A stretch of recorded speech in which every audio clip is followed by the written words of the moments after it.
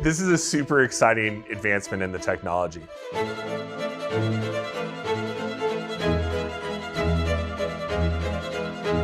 The thermal blade technology that we introduced as part of this engineering effort is a really unique concept. When we're looking at how to apply these technologies to various industries with critical applications, it's imperative that we remove as much risk from the process as possible. And that's where the AIG comes in.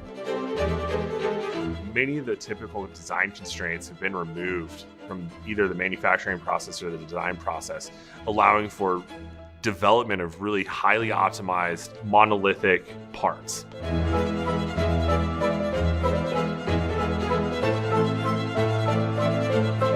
When my colleague showed us these first parts, jaws were on the floor. It's pretty wild what he was able to do in a really short period of time to both prove the capability and drive new application innovation.